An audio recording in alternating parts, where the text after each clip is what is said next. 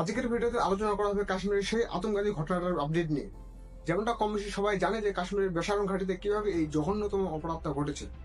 বর্তমানে কি পরিস্থিতি ভারত সরকারের তরফ থেকে এরকম জঘন্যতম অপরাধের বদলা নিতে ভারত কি কি পদক্ষেপ নিচ্ছে, তার সাথে সাথে জন্ম থেকে আমাদের শত্রু বলে পরিচিত পাকিস্তান তাদের এই বিষয়ে কি প্রতিক্রিয়া এসেছে, আজকের ভিডিওতে এই বিষয়ে সমস্ত আলোচনা করা হবে।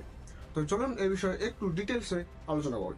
আজ থেকে মাত্র 3 দিন আগে কাশ্মীরে যে ঘটনাটা ঘটলো, পরিস্থিতিকে নিয়ন্ত্রণে আনার জন্য সঙ্গে সঙ্গে সুরক্ষা বাহিনীর তরফ থেকে এবং লোকাল পুলিশের সহায়তায় তৎক্ষণাৎ সেই ঘটনাস্থলের মাত্রাকে নিয়ন্ত্রণে আনা হয়। ঠিক এই সময় যে ঘটনাটা ঘটেছিল, ভারতের প্রধানমন্ত্রী নরেন্দ্র মোদী ভারত দেশের বিদেশ যাত্রা ছিলেন। প্রধানমন্ত্রী এই দুর্ঘটনার সোজা পাওয়ার সঙ্গে সঙ্গে দেশে ফিরে ক্যাবিনেট কমিটির সেক্রেটারির বৈঠকের আয়োজন করা হয়। আর এটা তো স্বাভাবিক যে কাশ্মীরের আতঙ্কবাদী ঘটনা হবে আর এতে পাকিস্তানের কোনো হাত থাকবে না, এমন কোনো মানে হয় না।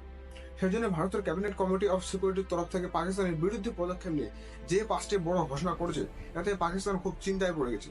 এর মধ্যে সব থেকে বড় যে কাজটা ভারত সরকারের তরফ থেকে করা হয়েছে সেটা হচ্ছে ইন্ডেক্স ওয়াটার ট্রিটি, মানে সিন্ধু জল সন্ধি অন্তর্গত ভারতের থেকে বেরিয়ে আসে যে 80% জল মানে নদী বেয়ে পাকিস্তানে যায়, সেটা এখন ভারতের তরফ থেকে সেটা ভারতেই আটকে দেওয়া হবে। তারপর পাকিস্তানের ব্যবসা বাণিজ্য ক্ষেত্রে আগাবাড়ানোর জন্য যে 18টি চেকপোস্ট বর্তমানে সেটা বন্ধ করে দেওয়া হয়েছে। তারপর পাকিস্তানের নাগরিক সার্ক অ্যাসোসিয়েশনের অন্তর্গত কেউ যদি ভারতের ভিসা নিয়ে ভারতে এসে থাকে, তাদেরকে আদেশ করে জানিয়ে দেওয়া হয়েছে যে 48 ঘন্টার মধ্যে তারা যেন ভারতের দেশ ছেড়ে চলে যায়। তারপর পাকিস্তানের উচ্চ আয়োগ যারা দিল্লিতে বসেছিল তাদেরকে 1 সপ্তাহের মধ্যে চলে যাওয়ার আদেশ দেওয়া হয়।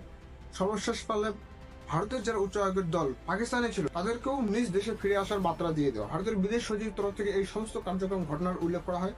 এইদিকে পাকিস্তান সামনাসামনি লড়াই তো করার ক্ষমতা নেই, যেখানে পাকিস্তানের সেনাবাহিনী থেকে পাকিস্তানের আতঙ্কবাদীর প্রভাব বেশি দেখায়, সেক্ষেত্রে কি উপায় করা যায়।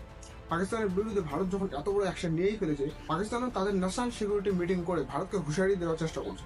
এতে বলা হয়েছে যে ভারত যদি ইন্ডাস ট্রিটি ওয়াটার এগ্রিমেন্ট থেকে বেরিয়ে আসতে পারে, তবে আমরা 1971 যুদ্ধ হওয়ার পর 1972 যে সিমলা চুক্তি এগ্রিমেন্ট হয়েছিল সেটা থেকে আমরা ভবিষ্যতে আর মানতে রাজি নয়।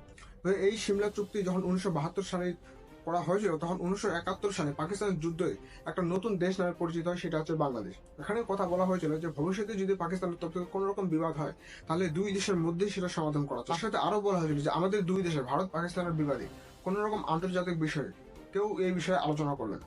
ভারত পাকিস্তানের প্রায় 13 লক্ষ বর্গ কিলোমিটার যে যুদ্ধের সময় ভারত দখল করে নিয়েছিল, এর সাথে পাকিস্তানের 90,000 সৈন্য যারা আত্মসমর্পণ সারেন্ডার করেছিল হাত খাড়া করে, তাদেরকে সর্বশেষ পারলে তাদের দেশে ফেরত দিয়ে আসা হয়। এমনকি 1949 সালে পাকিস্তানের প্রিয় একটি দখল যুদ্ধের সময় যে যুদ্ধবিরাম স্থিতি হয়েছিল, সেখানেই একটা আলাদাভাবে স্ট্যান্ডার্ড লাইন করা হয়, যার নাম হচ্ছে LOC, line of actual control.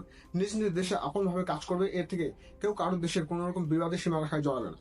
তখন থেকে আজ অব্দি এই লাইন অফ অ্যাকচুয়াল কন্ট্রোলকে পাকিস্তান এবং ভারতের সীমারেখা মানা হয়। যদিও এটা কোনো স্থায়ী সমাধান নয়, এখন আসি মেন বিষয়টা হচ্ছে যে পাকিস্তান যদি এই সিমলা চুক্তিতে আগামী দিনে মানতে না রাজি হয়, তাহলে এই ক্ষেত্রে মনে হয় যে ভারতের সুবিধা হবে।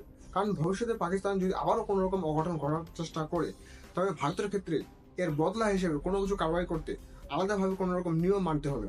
এই সমস্ত কিছু ঘটনার পর পাকিস্তান তো এতটাই চিন্তায় পড়ে যায়, তারা মনে মনে ভেবেই নিয়েছে যে ভারত যদি আবারও কোনো রকম এয়ার স্ট্রাইক করে, এবার কিন্তু তাদের পরিণাম খুব খারাপ হতে চলছে।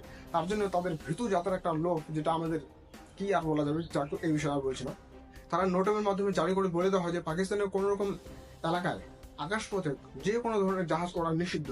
কারণ তাদের মনে এই ভয়টা তো থাকবেই যে ভারত কখন আবার হুট করে ফাইটার জেট নিয়ে এসে বঙ্গলা বারুদ না চালিয়ে চলে যায়। অন্যদিকে ভারতের তরফ থেকে কাশ্মীরের বর্তমান স্থিতি খুঁটিয়ে দেখতে ভারতীয় সেনার সর্বোচ্চ অধিকারী উপেন্দ্র ত্রিবেদী সেই নিজেই এই বেসামরিক ঘাঁটিতে উপস্থিত হবে আজকের মধ্যে। বাকি এই বিষয়ে ভবিষ্যতে যদি কোনো আপডেট আসে তো অবশ্যই জানিয়ে দেওয়া হবে। আজকের ভিডিওর মধ্যে আপাতত এটুকুই। বাকি আমার পুরো বিষয়টা আশা করা যায় বোঝা গেছে।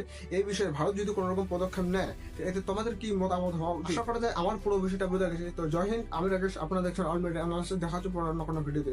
ততক্ষণে